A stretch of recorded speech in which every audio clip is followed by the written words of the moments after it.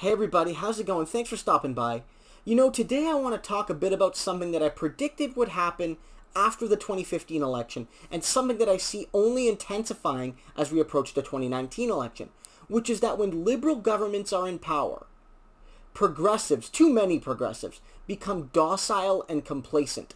And that critical edge, that radical edge, that bold edge that comes out with conservative governments in power sort of disappears, goes into hiding.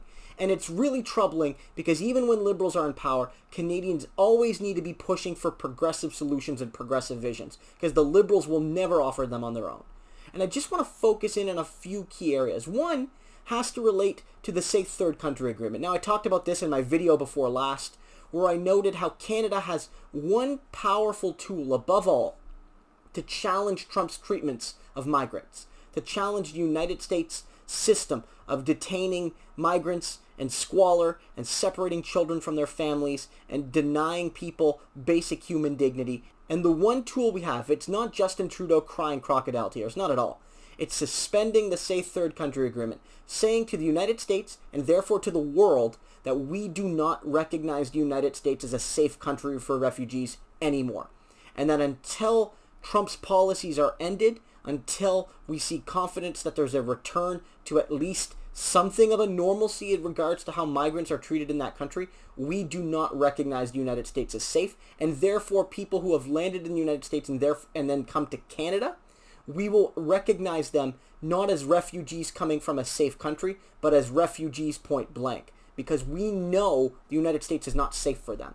That's what we need to do. Anything less is us accepting Trump's vision for migrant detention and child separation and child imprisonment as safe for refugees and therefore acceptable. Without hyperbole, Canada is therefore enabling, legitimizing, and endorsing Trump's migration policy. Canada can suspend the Safe Third Country Agreement. We can't tell the USA how to run their camps. Unfortunately, we don't have that power. But what we can say is we don't recognize you as safe. We're going to say it to you. We're going to say it to the world. Justin Trudeau has not done that. And the reason Justin Trudeau hasn't done that, in part, is because too many progressives have let him off the hook. If Stephen Harper was in power right now, I guarantee you, Canadian progressives, all those people who voted for the Liberal Party in 2015, they would be demanding not only a condemnation of the camps, but that Stephen Harper suspend the Safe Third Country Agreement and make the right decision. Because when the Conservatives are in power, people are actually more willing to express progressive ideals. When Liberals are in power, I feel like they almost have to defend the government's failures. They worry about criticizing the Liberal government, so they defend right-wing policies. This also extends to the environment. There was a real call to end fossil fuel subsidies and to critique the anemic Stephen Harper climate change, goals, guidelines, metrics. And yet Justin Trudeau continues to build pipelines, continues to subsidize fossil fuels, and his plan won't even meet Stephen Harper's fairly, unambitious plan. And yet progressives defend it as bold and visionary and what's going to help save the planet. And it's only because they've become complacent and they've become docile. And it applies to workers as well. When Stephen Harper was Prime Minister, Canadians rallied around federal public servants as they were attacked by conservative governments on their right to express themselves and their right to strike and bargain collectively, and on the general tone that attacks them. And while, Justin Trudeau has made improvements in some of those regards, Justin Trudeau still fails to pay his workers. The Phoenix system is broken. Justin Trudeau fails to actually bargain in good faith with public servants. He demands they take pay cuts on the one hand while saying the economy is hot on the other.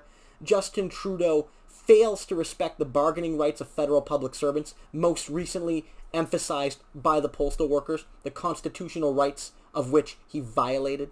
And Canadians have not rallied to the support of those public servants as they did when Stephen Harper was Prime Minister. And I'll tell you why. It's because, again, people are willing to defend right-wing liberals even when they act like conservatives, and because Canadian progressives are docile. They're complacent right now. And perhaps the biggest issue of all, I have to be real on this one, the biggest issue of all is on the question of reconciliation with Indigenous people. 100%. And here we see the most shameful and cynical kind of backtracking of liberal progressives in this country. You have, for instance, this rhetoric in 2015. Justin Trudeau is going to, once and for all, bring true, meaningful reconciliation between settler Canada and between the Indigenous people, the Inuit, Aboriginal, and Métis people, the people who have lived here for thousands and dozens of thousands of years. He's going to build that reconciliation. And he didn't. And not only has he failed, in some cases, he's outright tried to stop progress. He's used the court system to deny Indigenous children equal educational rights. He's fought children in court. Justin Trudeau promised that when he was in power, Indigenous kids and settler kids would get the same per pupil funding in their schools. And he's fought that in court as Indigenous kids fight for that. Justin Trudeau promised an end to a system where Indigenous people can't even drink the goddamn water in their communities.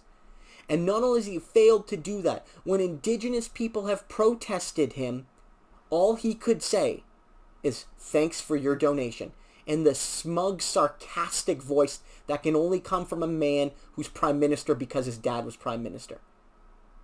That's liberal progress on the Indigenous front.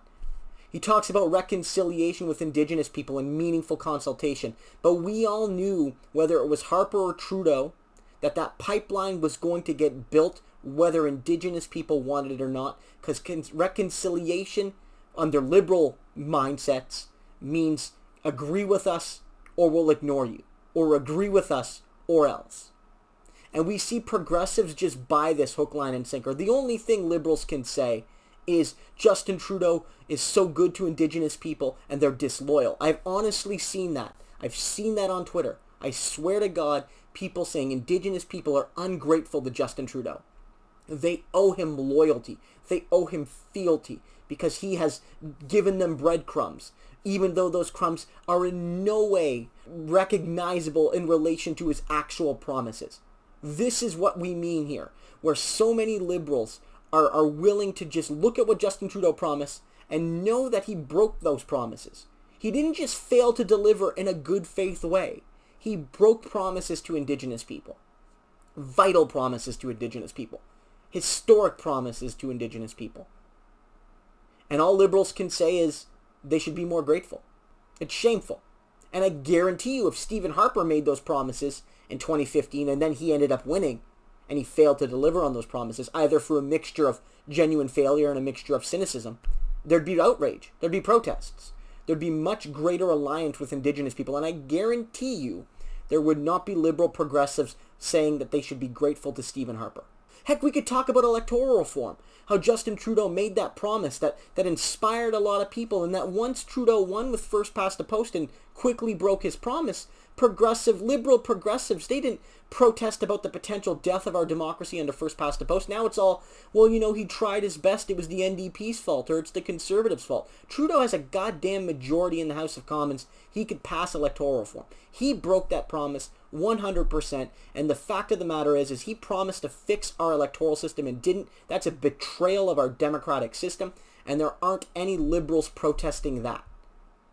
This is where we're at. When liberal governments win, Canadians lose all semblance of actually pushing forward in a bold direction. This is the overarching danger of liberal victories.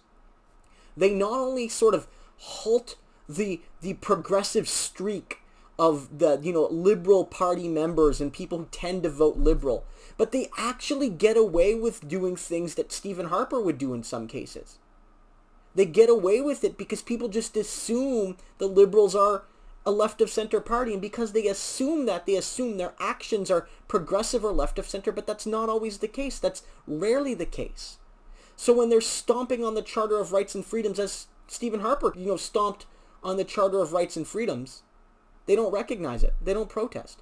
As Stephen Harper, spat in the face of reconciliation, as Justin Trudeau spits in the face of reconciliation, they don't notice or they don't protest. As Stephen Harper led us on a path towards climate catastrophe, much as Justin Trudeau leads us on a path towards climate catastrophe, they don't notice and they don't protest. And whereas Andrew Scheer denies the dangers of Trump towards migrants and Justin Trudeau denies the danger of Trump towards migrants, they don't protest. This is why it's extremely frustrating to be a democratic socialist in Canada. The Liberal Party has this stultifying effect. It absorbs progressive policies but never actually implements them.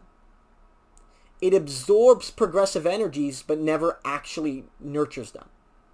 And it gives a sort of mealy-mouthed, upper middle class, usually small p progressive, the excuse to deny that we need real change by always saying, well, the Liberals will protect us from something worse.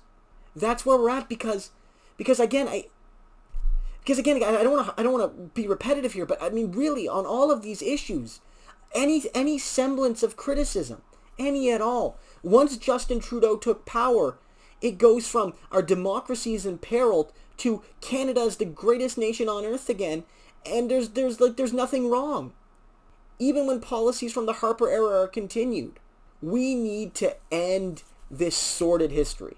We need to elect genuine democratic socialist governments in this country, and those governments need to offer progressives a bold path. And progressives, anybody who kind of calls themselves a progressive or somebody left of center in this country, you guys need to do better.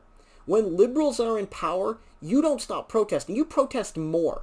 That's the only way you'll keep liberals accountable. Hey everybody, thanks for stopping by. I hope you liked this video. If you did, I would appreciate if you like, comment, and subscribe. Doing so helps me to spread the message, to let people know that the Liberal Party has this awful effect on Canadian progressives and that we need to change it. Because if we don't, we're never going to push through this neoliberal teeter-totter that's dominated this country for so long. And I would appreciate your support on Patreon. Supporting me there helps to improve the quality and quantity of content on this channel, and it also helps to bring a democratic socialist voice overwhelmingly covering Canadian content.